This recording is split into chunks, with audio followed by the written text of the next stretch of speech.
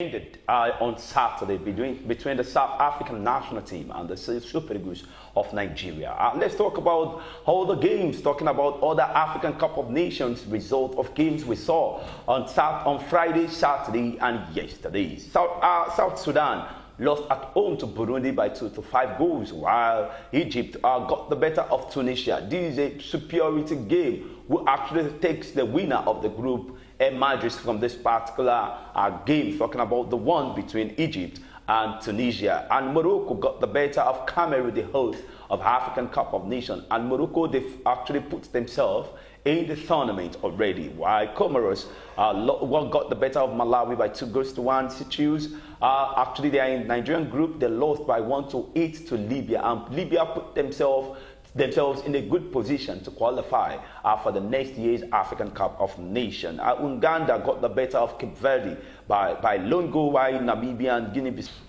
Angola were the winner between them and Burkina Faso. It ended 2-1 in favor of Angola, while Algeria got the better of Togo by 4-1. Let's talk about the teams that have qualified for the African Cup of Nations. Talking about the qualified team and the unqualified team.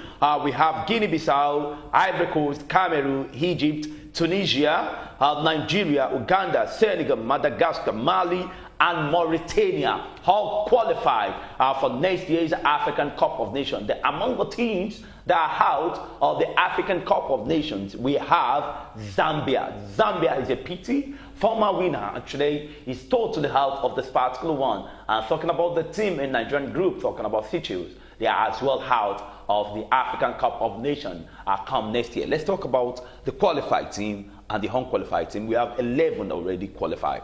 Yes, congratulations to the 11 teams that have qualified. You know, these are teams that are ready for the tournament next year. You know, when the qualifications begin, you can only look to attack it. Immediately begins, because if you sleep off, other teams just come, and before you know it, you are out of the race. And I think that was what happened to Zambia. You know, they were sleeping and they were caught napping, and the teams that were ready, you know, they went, they moved, they overtook them, and right about now they've made it to Cameroon 2019. Good one for them. I think for me the highlight of the weekend was the game between Egypt and Tunisia. You know, it was a security game, a firecracker, yeah. And they were looking for who would eventually be the winner. Yes, the of that particular group. And it was fantastic to see them go all out. You know, it was a North African derby game, and it was fantastic. And Mo Salah, the two teams have qualified. They've qualified, you know, but they were looking for, how will I call it? The winner. They were looking. They were the playing, top team. Yes, of that particular head-to-head, group. Yes. bragging rights for that particular group, and it was fantastic to see Mo Salah once again come to the rescue of his team. You know, winning that game in 90th minute time for them, and it was fantastic for the Egyptians. You know, I think I saw a table that still did not put Egypt on top because of the head-to-head. Yes. But nevertheless, I think they had the same points with Tunisia, and both teams, I think, are already qualified. Good one for them, good one for Nigeria, and I hope South Africa are able to make it too, because they've been missing for quite some time in African competition. Yes, I really want to see their team play in the AFCON. Okay, talking about South Africa being at the AFCON, let's talk about these. Away from that, I'll talk about the BBC African Player of the Year nominees. We have our nominees already. We have Sadio Mane of Liverpool, of Senegal, that plays straight with Liverpool.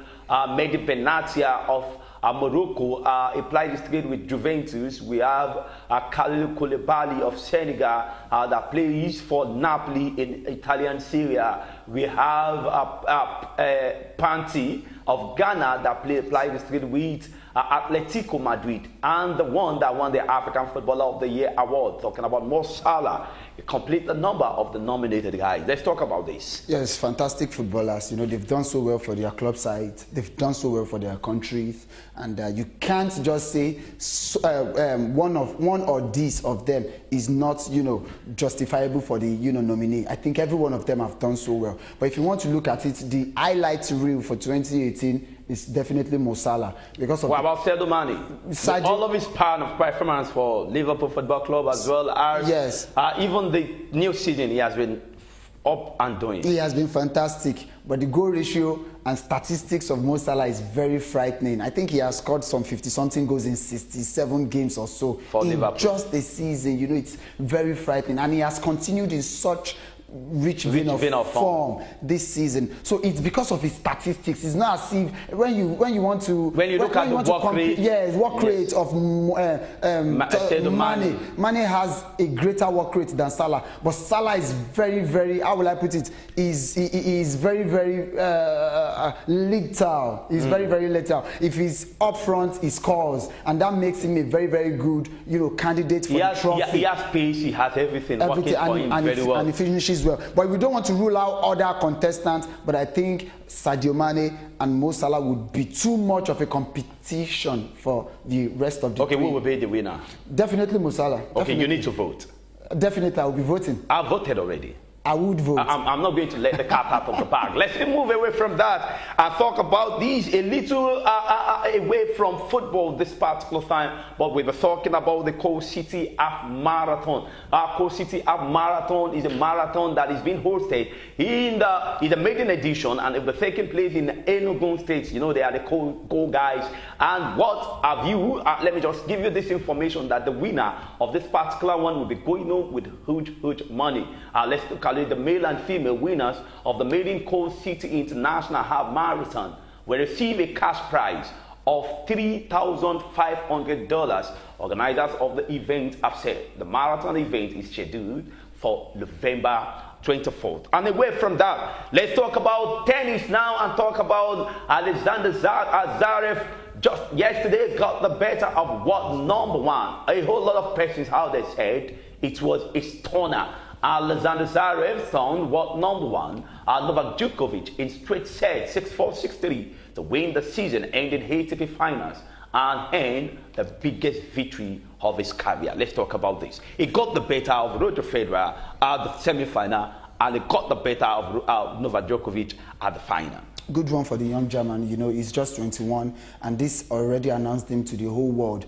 It's a good one for him because if you look at the people he had just defeated, great athletes, great tennis players. 21 to 31, 10 years difference. Yeah, just on Saturday he defeated Roger Federer. He defeated him, you know, 7-5, 7-6 to make it to the final, and everybody thought, okay, come Sunday, it will be very difficult for you. And Novak got the better of him during the round robin. Yes. And he got for the final and got the on a straight set. No wahala. No, that's I would say it. That is wahala. That is the beauty of it. When you fail, you are able to learn from your mistakes. The first loss, I believe he would have gone back to watch his mistakes on tape, and you know it was easy for him to correct those mistakes.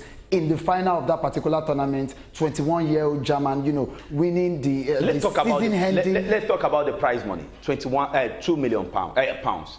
That is indeed huge for that guy. Sport in general is 21 years. Sport in general is 2 million pounds. Sport in general is lucrative, I would say. And it's make we drop this one. Make we go do sports now. It's the way it is. You know, if they don't put the money and the fundings, it becomes less attractive. But with great funding, big money, prize money, it makes it attractive for competitors to come into the tournament, and it's a good one for the young man. Okay, talking about being a good one for the young man, let's take a look at what happened between Alexander Zverev and Novak Djokovic just yesterday, and after that.